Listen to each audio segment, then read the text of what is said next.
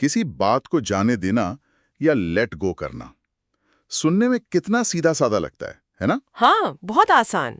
पर असल में ये शायद जिंदगी के सबसे मुश्किल कामों में से एक है। कोई पुराना अफसोस, कोई अधूरी बात या भविष्य की कोई चिंता, ये सब हमारे दिमाग में एक तरह का ट्रैफिक जैम लगा देते हैं, एक मेंटल क्लटर बना देते हैं जिससे बाहर निकलना नामुमकिन सा लगता है। आज हम इसी मानसिक जाम को साफ करने की कला पर एक गहरी नजर डालेंगे। हमारे पास निक ट्रेंटन की किताब द आर्ट ऑफ लेटिंग गो से निकाले गए कुछ बेहतरीन विचार हैं। हमारा मकसद सिर्फ इन विचारों को जानना नहीं, बल्कि उन मनोवैज्ञानिक रणनीतियों को समझना है जो हमें अंदर से शांत और मजबूत बना सकती हैं। तो चलिए इस उलझन को सुलझाने की कोशिश करते हैं। हाँ, और ये समझना जरूरी है कि लेट गो करना कोई स्विच ऑन ऑफ करने जैसा नहीं एक है। जादुई बटन। बिल्कुल नहीं। किताब के अनुसार ये असल में छोटे छोटे सोचे समझे कदमों और आदतों का एक सेट है। आज हम कुछ सबसे असरदार विचारों पर बात करेंगे। हम अपनी सोच के मालिक कैसे बन सकते हैं, उस अंदरूनी आवाज को कैसे शांत करें जो हमेशा हमारी आलोचना करती है, और इन सब चीजों को अपने रिश्तों में कैसे लागू करें। चलिए सबसे बुनियादी लेकिन सबसे शक्तिशाली विचार से शुरू करते हैं, जो स्टोइक दर्शन से आता है, नियंत्रण का द्वंद्व या डाइकोटमी ऑफ कंट्रोल। जब मैंने इसके बारे में पहली बार पढ़ा तो मुझे लगा ये तो बहुत सीधी सी बात है, लेकिन जितना इस पर सोचो ये उतना ही गहरा होता जाता है। ये विचार कहता है कि हमारी जिंदगी में हर चीज दो में से एक बक्से में रखी जा सकती है। बिल्कुल, एक वो जो हमारे बस में है और दूसरा वो जो हमारे बस में बिल्कुल नहीं है। बिल्कुल। हमारे नियंत्रण में क्या है? हमारे विचार, हमारी राय, हम किसी चीज पर कैसे प्रतिक्रिया देते हैं, हमारे अपने काम। और हमारे नियंत्रण से बाहर लगभग बाकी सब कुछ। हाँ, मौसम कैसा है, ट्रैफिक कितना है, दूसरे लोग हमारे बारे में क्या सोचते हैं, या वो हमारे साथ कैसा व्यवहार करते हैं, ये एक बहुत बड़ा फर्क है। इसका सबसे क्लासिक उदाहरण ट्रैफिक जाम का है। आप अपनी गाड़ी में फंसे, लेट हो रहे हैं। अब ट्रैफिक को हटाना आपके बस में नहीं है। नहीं है। ये बाहरी चीज है, लेकिन उस स्थिति में आपकी प्रतिक्रिया पूरी तरह आपके बस में है। आप गुस्से में हॉर्न बजा सकते हैं, दूसरे ड्राइवरों को कोस सकते हैं, अपना ब्लड प्रेशर बढ़ा सकते हैं, या फिर आप गहरी सांस ले सकते हैं, कोई अच्छा संगीत या पॉडकास्ट सुन सकते हैं और उस समय को अपने लिए इस्तेमाल कर सकते हैं। चुनाव पूरी तरह से हमारा है। और ये विचार इसलिए इतना शक्तिशाली है क्योंकि ये हमारी सबसे कीमती चीज, हमारी मानसिक ऊर्जा को बर्बाद होने से बचाता है। सही बात है। सोचिए, हमारे पास दिन भर में काम करने के लिए सीमित ऊर्जा है। जब हम उसे उन चीजों पर चिंता करके खर्च कर देते हैं जिन्हें हम बदल ही नहीं सकते, तो हम असल में अपनी ताकत को हवा में फेंक रहे हैं। बिल्कुल। स्टोइक दार्शनिक एपिक्टेटस कहते थे कि मन की 3 सबसे जरूरी ताकतें हैं: हमारा निर्णय, हम चीजों को कैसे देखते हैं, हमारी इच्छा, हम क्या चाहते हैं, और हमारी इच्छा शक्ति, हमारे काम करने का इरादा। जब हम अपनी सारी ऊर्जा सिर्फ इन 3 चीजों पर लगाते हैं तो बाहरी दुनिया में चाहे जो भी तूफान चल रहा हो, हम अंदर से शांत रह सकते हैं। ये बात तो समझ में आती है, अपनी ऊर्जा सही जगह लगाओ। लेकिन यहाँ एक सवाल उठता है। ठीक है, मैंने मान लिया है कि ट्रैफिक मेरे कंट्रोल में नहीं है, लेकिन मेरे दिमाग में जो गुस्से और झुंझलाहट के विचार आ रहे हैं वो तो मेरे ही हैं। उनका क्या करूं? वो तो बार बार आते रहते हैं। बहुत अच्छा सवाल है, और यहीं पर किताब का दूसरा बड़ा आइडिया काम आता है, गैर निर्णयात्मक सोच, मतलब नॉन जजमेंटल थिंकिंग। इसका मतलब ये नहीं है कि आप सोचना बंद कर दें।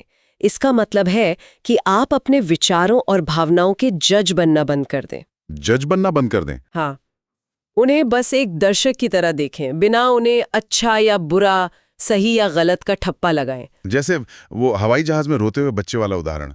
निर्णयात्मक सोच होगी, हे भगवान, इसके माँ बाप इसे चुप क्यों नहीं कराते, मेरी पूरी यात्रा बर्बाद कर दी। यहाँ आपने बच्चे के रोने को बुरा और माँ बाप को गैर जिम्मेदार का लेबल दे दिया। हाँ, तो गैर निर्णयात्मक सोच कैसी होगी? वो होगी, एक बच्चा रो रहा है, उसकी आवाज तेज है, मुझे चिढ़ हो रही है, बस। अच्छा।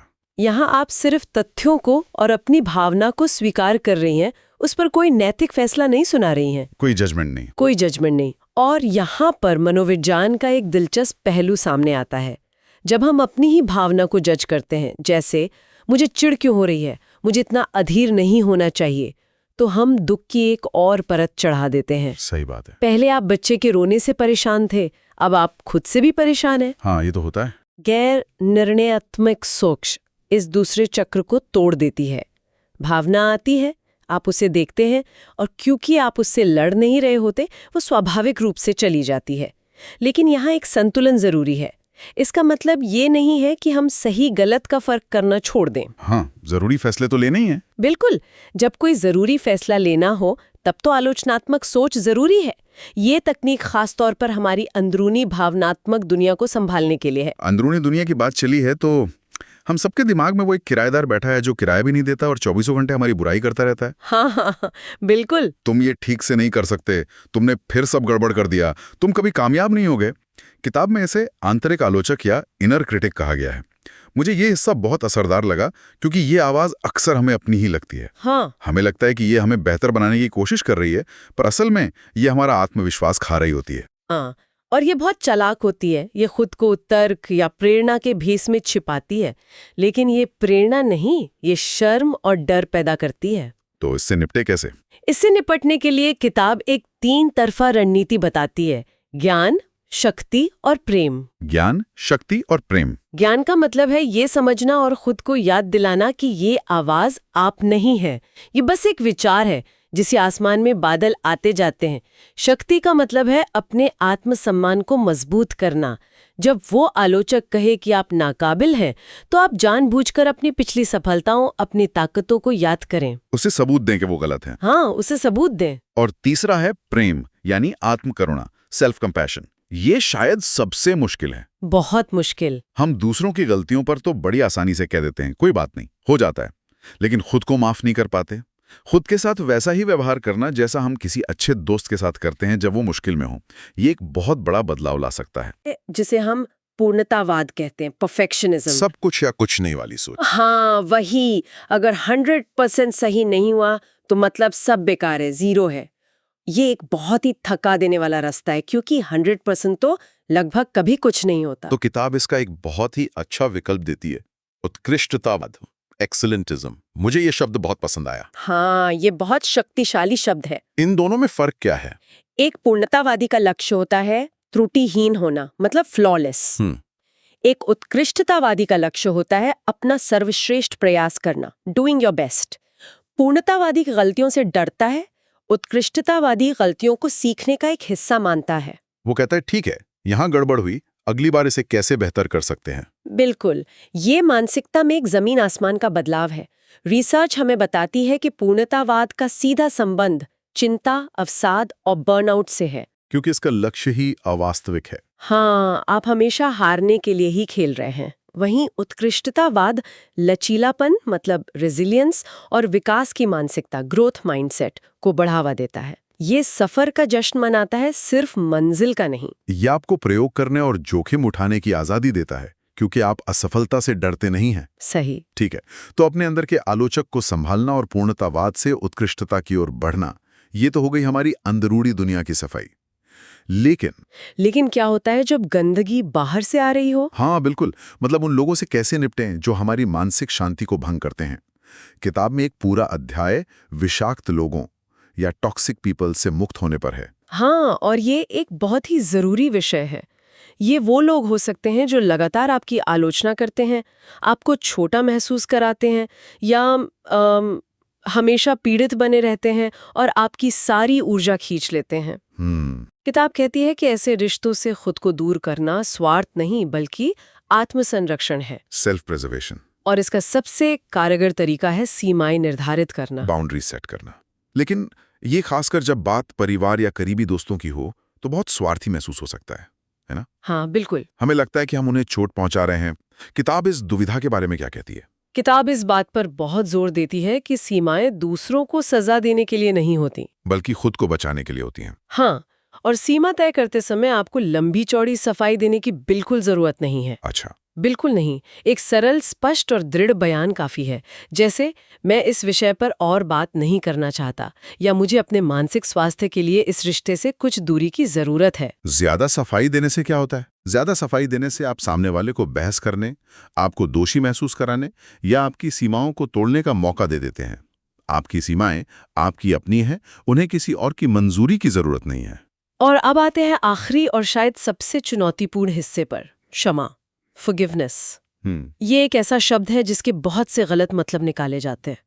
कई लोगों को लगता है कि माफ करने का मतलब है ये कहना कि जो हुआ वो ठीक था, या फिर उस इंसान से वापस दोस्ती कर लेना। हाँ, और किताब इसी गलतफहमी को दूर करती है।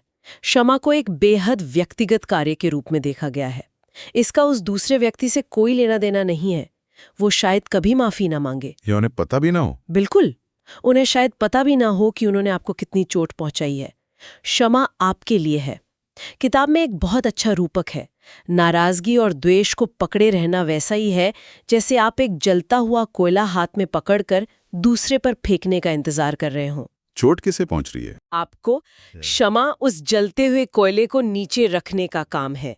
ये खुद को उस बोझ से आजाद करना है। इस प्रक्रिया को थोड़ा आसान बनाने के लिए किताब में 4 Ds ऑफ फॉरगिवनेस का एक ढांचा दिया गया है। जी, क्या हम इस पर थोड़ी बात कर सकते हैं? जरूर। ये बहुत व्यवहारिक है। पहला डी है डीप डाइविंग या गहन पड़ताल। इसका मतलब है ईमानदारी से ये स्वीकार करना कि आपको चोट लगी है और उस दर्द, गुस्से या दुख को महसूस करना। उसे दबाना नहीं। बिल्कुल नहीं। हम अक्सर अपनी भावनाओं को दबा देते हैं, लेकिन जब तक आप चोट को समझेंगे नहीं, आप उसे जाने नहीं दे सकते। ठीक है, दूसरा डी। दूसरा डी है डिसाइडिंग, यानी निर्णय लेना। ये एक सचेत फैसला है कि आप माफ करना चाहते हैं, इसलिए नहीं कि वो व्यक्ति इसके लायक है, बल्कि इसलिए कि आप शांति के लायक हैं। ये बहुत बड़ी बात है। हाँ। तीसरा डी है डूइंग, यानी करना। ये सबसे मुश्किल चरण है। इसमें आप उस व्यक्ति के दृष्टिकोण को समझने की कोशिश करते हैं। ये उनके किए को सही ठहराना नहीं है। नहीं, बिल्कुल नहीं।